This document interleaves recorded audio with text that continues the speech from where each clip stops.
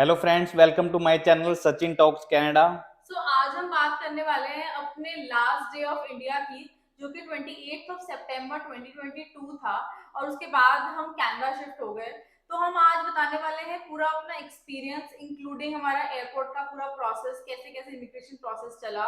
And उसके बाद हमारा एयर कनाडा का फ्लाइट एक्सपीरियंस एक्चुअली, जो कि काफी लोग हम लोगों से पूछते हैं कि कैसा एयर कनाडा का एक्सपीरियंस है, वो सब कुछ। एंड डेफिनेटली लास्ट में हम लोगों ने कहाँ चेक इन किया और हमारा होटल का पूरा जर्नी, वो सब आज आपके साथ इस वीडियो में शेयर करने वाले हैं। आई नो, बिकॉज क्या होता है कि काफी सारे आपके मन में क्वेरीज होंगे, डाउट्स होंगे कि कैसे कैसे प्रोसेस चलता है एयरपोर्ट पे, आपसे क्या क्या मिस्टेक्स हो सकती हैं, क्योंकि हम लोग के माइंड में भी वो सारी क्या कहते हैं क्वेरीज थी। एंड हम लोगों को कोई भी बताने वाला नहीं था। तो डेफिनेटली ये हमारा एक्सपीरियंस आपको हेल्प कर सकता है आपकी जर्नी में। तो आई वुड से कि do watch this video till the end, so that आपकी वो क्लैरिफाई हो जाए सारी की सारी क्वेरीज। सो हम स्टार्ट करते हैं प्रोसेस। हमारी फ्लाइट थी एयर कनाडा, जो डायरेक्ट फ्लाइट है दिल्ली टू टोरंटो। दिल्ली से ये फ्लाई करती है 10:40 के अप्रोक्स, एंड कनाडा लैंड हो जाती है ये 5:30 टू 6 AM के बीच में। हम अपने घर से दिल्ली एयरपोर्ट पहुंच गए थे 5:30 PM के अराउंड। एंड देन हमने जो बाहर बोर्ड बोर्ड पे डिस्प्ले होता है कि कौन सी फ्लाइट का चेक इन कौन से काउंटर पे है, हमने वहां से वो काउंटर नंबर चेक कर लिया था। देन हम उस काउंटर पे पहुंचे थे। उस काउंटर पे पहुंचते ही हमने देखा कि वहां पर एयर कनाडा की चेक इन स्टार्ट नहीं हुई है, क्योंकि हम वहां पे काफी जल्दी पहुंच गए थे। इसलिए सेम काउंटर पे एयर इंडिया का चेक इन उस टाइम चल रहा था, इसलिए हमें कुछ टाइम तक वेट करना पड़ा। क्योंकि जो एयर कनाडा का चेक इन स्टार्ट होता है वो आपके फ्लाइट बोर्ड करने से अप्रोक्स 3 या 4 आवर्स पहले ही चेक इन स्टार्ट होती है। उससे पहले एयर इंडिया की चेक इन थी उस सेम काउंटर पे। जब तक हम वेट कर रहे थे, तो मैं आपको एक चीज यहाँ पे बता देता हूँ कि हमने अपने घर से हमने अपनी करेंसी एक्सचेंज नहीं करवाई थी कैनेडियन डॉलर में। एयरपोर्ट पे भी आपको काफ़ी सारे काउंटर्स दिख जाएंगे। लाइक आपके सभी बैंक्स के काउंटर हैं वहाँ पे, जैसे PNB, bank of Baroda, bank of Maharashtra, इन सब के काउंटर आपको मिल जाएंगे, जो आपको किसी भी करेंसी में कन्वर्ट करके दे देंगे। क्योंकि हमने अपने घर से कन्वर्ट करवा के हम नहीं लाए थे, इसलिए हमने अपनी करेंसी एयरपोर्ट पे कन्वर्ट करवाई थी। बट एयरपोर्ट पे अगर आपको भी कन्वर्ट करवानी है करेंसी, मैं आपको सजेस्ट करूंगा कि आप कैश लेके जाएं, क्योंकि वो कार्ड से आपका एक्सचेंज नहीं करेंगे करेंसी, वो आपसे सिर्फ कैश ही मांगेंगे। मैं नहीं लेके गया था कैश, इसलिए मुझे वहां पे मेरा थोड़ा सा टाइम खराब हो गया था। इसलिए मैं आपको सजेस्ट करूंगा कि आप कैश लेके जाएं अगर आपको करेंसी कन्वर्ट करवानी है, जिससे आपका टाइम बच सके। ये थी हमारी फर्स्ट एक मिस्टेक कह लो आप, कि जो हमने करी थी एयरपोर्ट पे। देन आपका चेक इन स्टार्ट हो गया था वहां पे। जैसे चेक इन स्टार्ट हुआ, तो जैसे हमारी फ्लाइट थी प्रीमियम इकोनॉमी, प्रीमियम इकोनॉमी में हमें अलाउड थे दो 23 kgs के 2 बैग्स पर टिकट पे। हम 2 जने थे, हमें 4 बैग्स अलाउड थे। वहां पे हमने अपना आप जैसे हम काउंटर पे पहुंचे थे, काउंटर पे उन्होंने हमें बोर्डिंग पास दे दिया था। एंड देन उन्होंने हमारे चारों बैग्स का वेट करा था। एंड वेट करने के बाद उन्होंने, जैसे हमारे पास 2 कैबिन बैग्स भी थे, तो उन्होंने देखा कि हमारे पास 2 कैबिन बैग हैं, तो उन्होंने कहा कि हम एक कैबिन बैग आपका आप यहाँ पे चेक इन बैग में दे सकते हो, and that would be free of cost. हमने अपने 5 बैग चेक इन काउंटर पे सबमिट कर दिए थे। जैसे हमने सबमिट करे, उन्होंने बोर्डिंग पास पे 5 स्लिप्स लगा दी थी। मैं आपको स्लिप्स दिखा देता हूँ। जैसा आप देख पाओगे यहाँ पे, उन्होंने कुछ ऐसी 5 स्लिप्स लगा दी थी।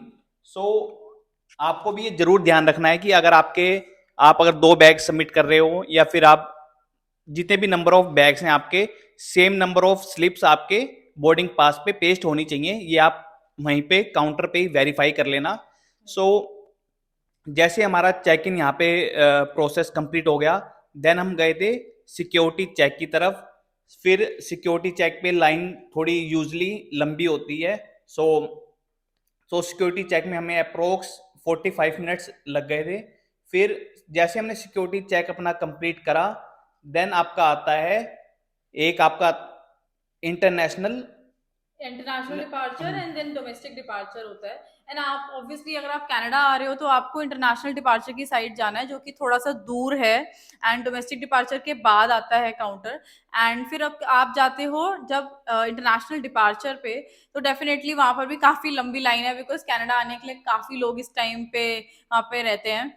एंड वो एक सिंगल लाइन वहां पे एक्चुअली क्या होता है कि डिफरेंट काउंटर्स हैं, एंड आपकी सिंगल लाइन ही कंटिन्यू कर रही होती है।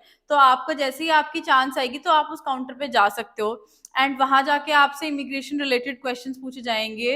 एंड उस रिलेटेड हमने ऑलरेडी एक वीडियो बना दिया है कि हमसे क्या क्वेश्चंस पूछे गए थे एज सॉफ्टवेयर इंजीनियर्स, हमारे वर्क परमिट से रिलेटेड क्या क्या क्वेश्चंस पूछे थे इमिग्रेशन टाइम पे। तो आप वो वीडियो जरूर चेकआउट कर सकते हो, हमारे हम लोग इस डिस्क्रिप्शन बॉक्स में उस वीडियो का भी लिंक प्रोवाइड कर देंगे, so go and check that out. And हम लोगों का immigration questions and immigration check Delhi airport पे काफी जल्दी हो गया था। आई थिंक 5 मिनट में ही सब कुछ क्लियर हो गया था, डॉक्यूमेंटेशन एंड ऑल। और वो सब क्लियर करने के बाद हम लोग वापस अपना फिर आगे चल दिए। आगे चलने के बाद एक्चुअली हम लोग काफी ज्यादा थक चुके थे और ऑलरेडी काफी नर्वस भी थे कि कुछ डॉक्यूमेंट्स कहीं कम ना हो या फिर कोई प्रॉब्लम ना आए किसी चीज में, प्रोसेस में। तो ये सब पूरा हैसल कंप्लीट करने के बाद हम लोगों ने एक लंबी सांस ली। एंड देन हम लोगों ने थोड़ा सा कुछ खाया। We actually went to Subway and had our sort of a dinner, because we didn't had any dinner in the we didn't had any lunch actually in the afternoon because we were very nervous. उसके बाद फिर हम लोगों ने थोड़ा सा time spend किया airport पे, ऐसे एक्सप्लोर करने में, कितने थोड़े बहुत आउटलेट्स एंड ऑल। एंड उसके बाद अप्रोक्सीमेटली वो सब करते करते हमें 8:39 हो चुके थे। फिर हम लोगों ने अपने अपने रिलेटिव्स वगैरह को कॉल किया कि we have already completed our immigration check and then उसके बाद हम लोगों ने देखा कि कितने बजे एक्चुअली बोर्डिंग स्टार्ट हो रही है।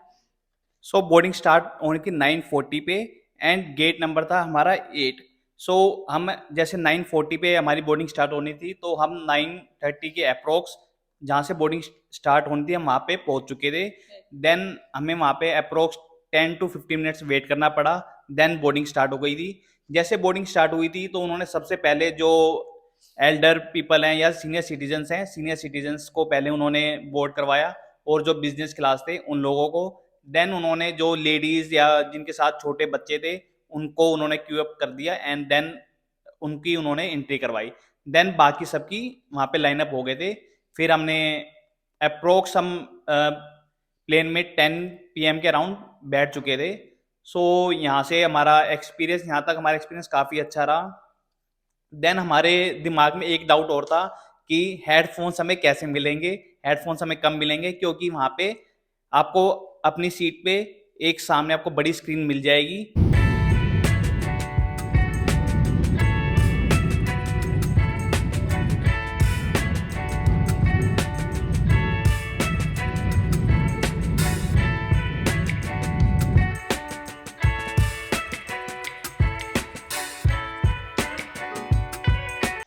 सो जो आपको आपकी सीट पे स्क्रीन मिलेगी उसमें आपकी पंजाबी मूवीज़ भी डाउनलोडेड मिलेंगी आपको, हिंदी एंड इंग्लिश। उसके अलावा अगर आपको मूवीज़ नहीं देखनी है तो आपको सीरीज़ भी मिल जाएंगी। सीरीज़ के अलावा आपको गेम्स भी मिल जाएंगे, आप गेम्स खेल सकते हो।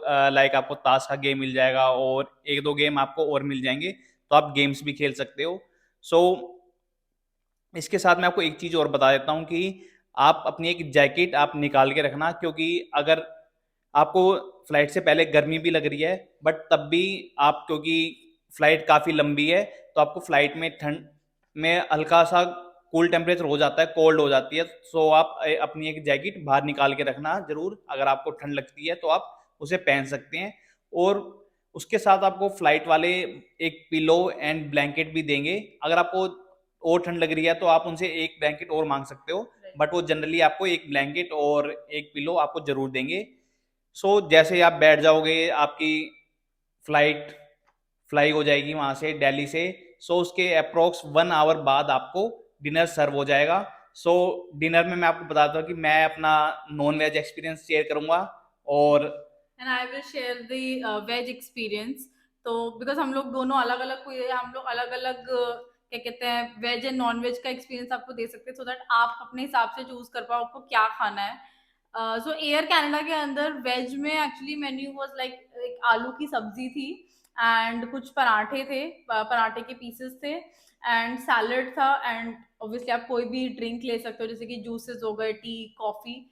सो फूड को अगर मैं याद अगर मैं दिमाग में लाए तो फूड काफी ज्यादा टेस्टी नहीं था, आई वुड से मेरी एक्सपेक्टेशंस काफी हाई थी but food was quite average. बहुत अच्छा फूड नहीं था, इट वाज जस्ट कि बिकॉज ऑब्वियसली आप काफी ज्यादा क्या कहते हैं काफी टाइम से स्ट्रेस्ड होते हो और आपको भूख भी लग रही होती है, so it was बेरेबल but I won't say it was a very good food.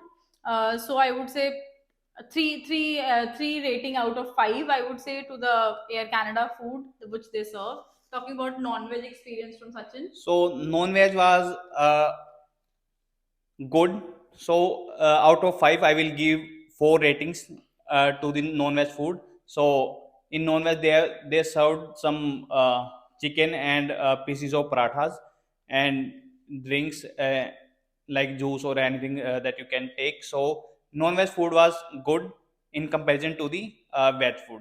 So I think non-veg वाले लोगों के लिए ज्यादा फायदा है if they go to Air Canada flight.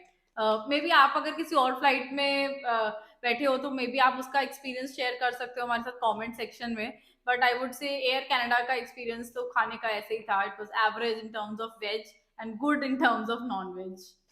सो उसके बाद आपको अप्रोक्स 1 या 2 आवर्स बाद आपको चाय या कॉफ़ी आपको आ जाएगी। चाय कॉफ़ी आपको ड्रिंक्स लेनी है, वाइन वगैरह भी आपको मिल जाएगी वहाँ पे। सो आप अपने चॉइस के अकॉर्डिंग आप कुछ भी ले सकते हो। सो हमने जूसेस ट्राई करे थे वहाँ पे। So apple juice was good and उसके अलावा हमने कुछ सॉफ्ट ड्रिंक्स वगैरह ट्राई करी थी। So soft drinks was also good and after that in morning they gave us breakfast. Yeah, nee, before the breakfast also they had some biscuit and या the juices as well. So बीच में क्या होता है कि around I think कुछ dinner से 4-5 घंटे बाद they give you some brunch type of meal जैसे कि बिस्किट्स हो गए या फिर ब्रेड बटर हो गया एंड ऐसा कुछ वो बीच में आता है। वो हार्ड लाइक छोटा मील होता है सो दैट अगर if you are feeling hungry so you can fill in some appetite with that food. So वो छोटा एक मील रहता है which was okay. I mean because it is not really कि उसमें कुछ बना हुआ नहीं होता, स्पेशली वो ब्रेड बटर या फिर बिस्किट्स और जूसेस या कॉफी वगैरह होता है, तो उसका तो एज एन कोई आई वुड नॉट से कि अच्छा या बुरा। That was good, definitely it was good.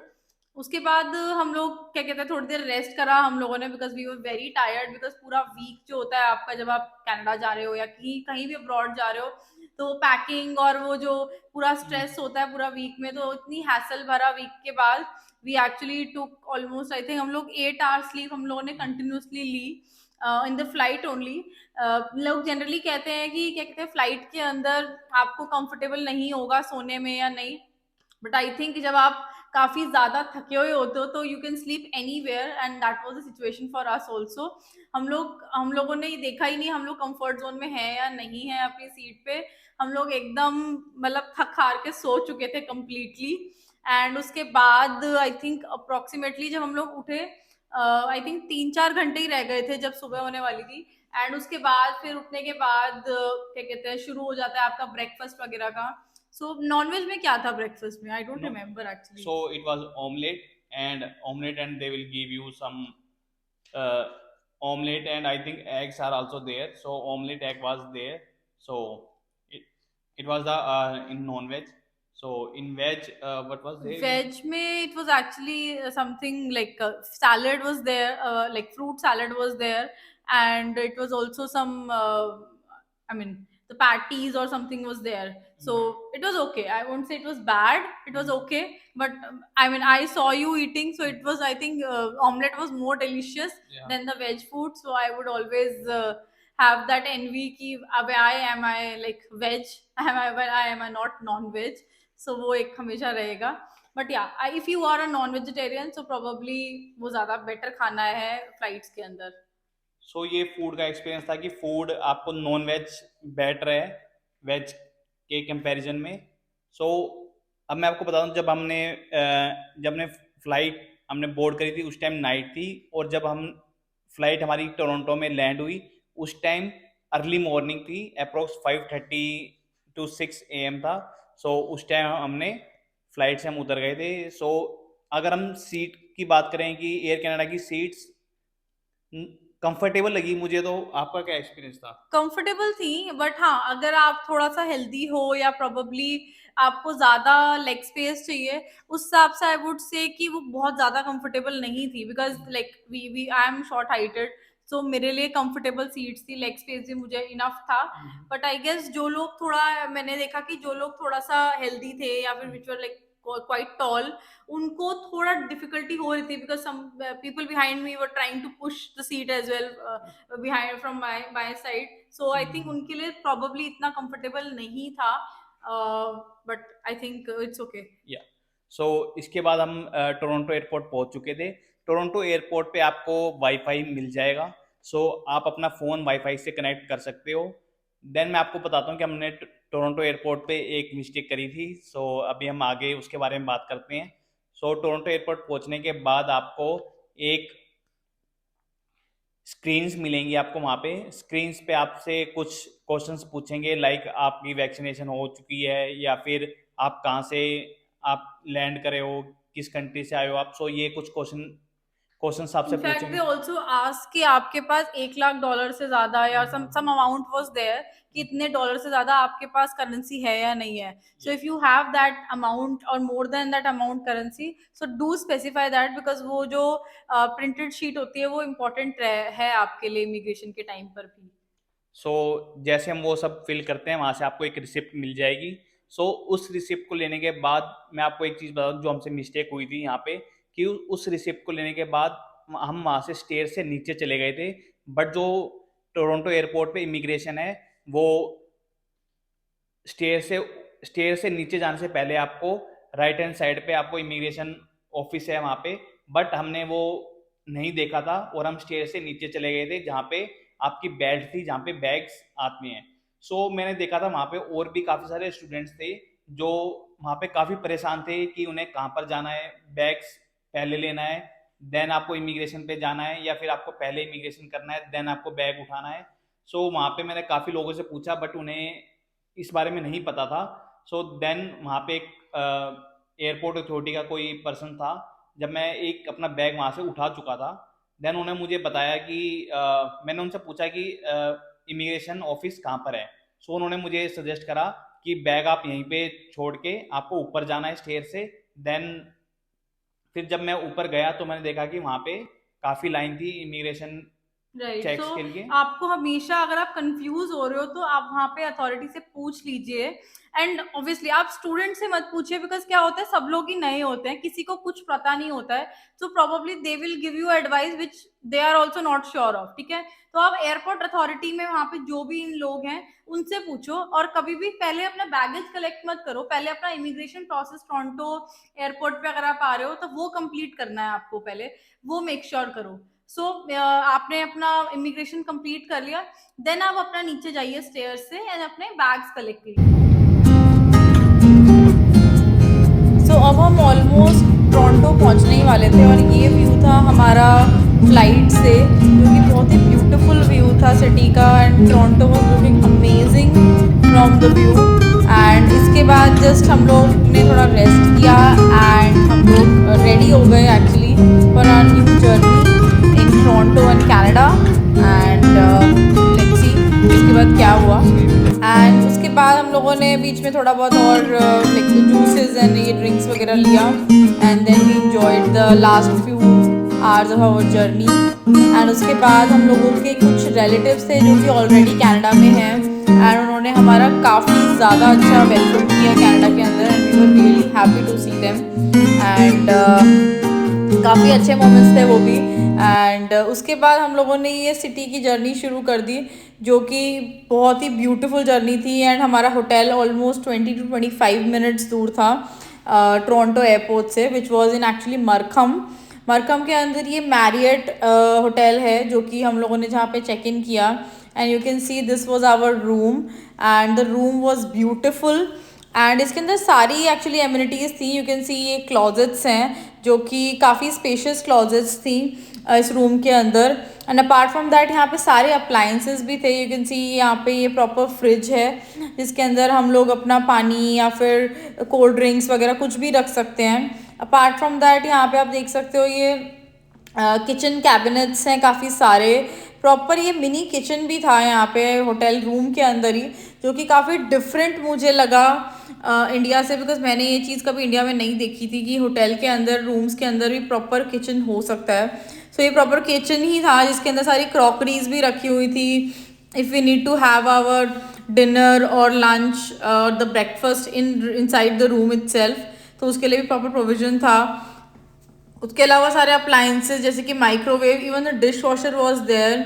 यहाँ पे ये स्टोव भी था, that was like a induction stove जिसके ऊपर आप खाना भी बना सकते हो। सो इनफैक्ट मैंने होटल में कुछ दिन खाना भी बनाया था, which is actually unlike how your stage are in India, but यहाँ पे मैंने खाना भी बनाया है। ये हमारा ड्राइंग रूम था और ये एक छोटा सा ऑफिस स्पेस भी है जो कि मुझे काफ़ी अच्छा लगा, बिकॉज यू जनरली प्रेफर कि आप अपना ऑफिस का काम प्रॉपर टेबल चेयर के ऊपर या ऑफिस टेबल चेयर के ऊपर ही करो। सो विच वॉज ब्यूटिफुल। ये हमारा बेडरूम था एंड ये बेडरूम के अंदर भी काफ़ी स्पेशियस था, हमारा सारा कुछ सामान रखने के लिए जगह। एंड ये वॉशरूम है which is very clean and hygienic and this was also very nice. Apart from that मुझे पूरा का पूरा होटल का रूम और उनकी सारी सर्विसेज काफ़ी अच्छी लगी। तो if you are coming to Canada you can always stay in Marriott, it's quite nice and इसका एक्सपीरियंस काफ़ी अच्छा है। सो हमारा स्टे काफ़ी अच्छा रहा and I really feel happy कि मैंने यहाँ पे स्टे किया एंड उसके बाद हमारी जर्नी एक्चुअली शुरू हो जाए।